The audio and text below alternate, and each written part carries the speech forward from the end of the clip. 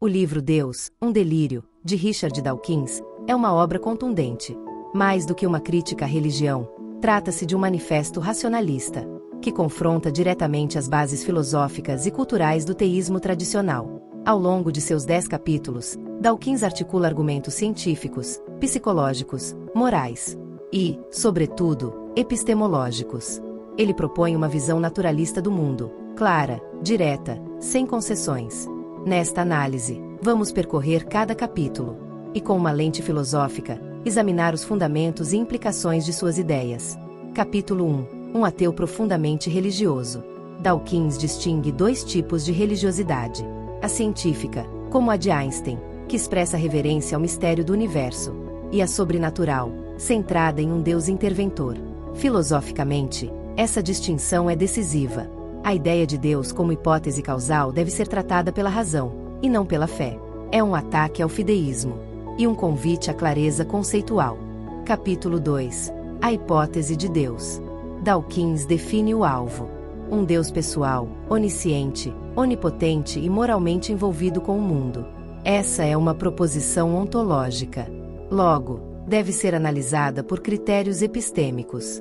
A ideia dialoga com David Hume, especialmente sua crítica aos milagres. Capítulo 3. Argumentos para a existência de Deus.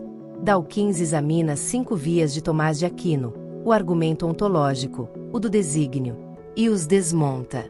Mostra que são logicamente frágeis ou empiricamente inúteis. Ao invocar a navalha de Occam, ele defende a parcimônia. Explicações devem ser simples, e não multiplicar mistérios. Capítulo 4. Porque quase certamente não existe um Deus. Dawkins apresenta o argumento da improbabilidade. Postular um Criador ainda mais complexo que o universo não resolve o problema, apenas o transfere. A explicação última, nos diz ele, deve ser mais simples do que aquilo que pretende explicar. Capítulo 5. As raízes da religião. A religião, diz ele, é um subproduto da evolução cognitiva. Tendemos a ver agentes onde não há. Isso foi útil para a sobrevivência. Mas hoje, gera ilusões. Aqui, a análise filosófica se aproxima de Nietzsche e Freud. A origem da crença não garante sua verdade, mas ajuda a compreendê-la. Capítulo 6. As raízes da moralidade. Por que somos bons? A moralidade não vem da religião. Empatia, altruísmo, justiça. Essas são heranças evolutivas. Isso ecoa David Hume. E também o naturalismo moral contemporâneo. Dawkins propõe uma ética secular, fundada na razão, na compaixão e na dignidade humana. Capítulo 7. O livro bom e o zeitgeist moral em mudança. As escrituras religiosas, afirma ele, contêm atrocidades hoje consideradas inaceitáveis. O espírito do tempo evolui. A moral se transforma com a cultura, com o pensamento, com a liberdade. Nietzsche e Kant ressoam aqui. A moral verdadeira é autônoma, não imposta por tradição ou medo. Capítulo 8. O que há de errado com a religião? Dawkins denuncia os perigos do dogma, a intolerância, o autoritarismo, a violência. Mas sua crítica não é ao crente. É a ideia de que certos discursos estejam acima da crítica racional. Ecoa John Stuart Mill. A liberdade de expressão e o pensamento crítico são os pilares de uma sociedade justa. Capítulo 9. Infância, abuso e fuga da religião.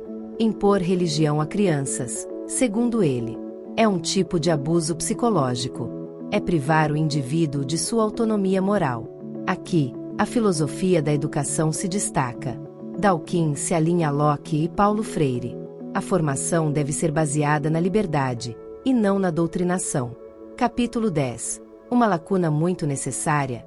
Ao abandonar Deus, perdemos algo essencial? Para Dawkins, não. A ciência, a arte, o amor, a curiosidade. Tudo isso pode preencher o que muitos chamam de vazio espiritual, como em Camus ou Sartre. O sentido da vida é criado, não dado. Sem Deus, somos mais livres, mais responsáveis e talvez mais humanos. Conclusão. Deus, um delírio é mais do que uma negação. É uma afirmação corajosa da razão.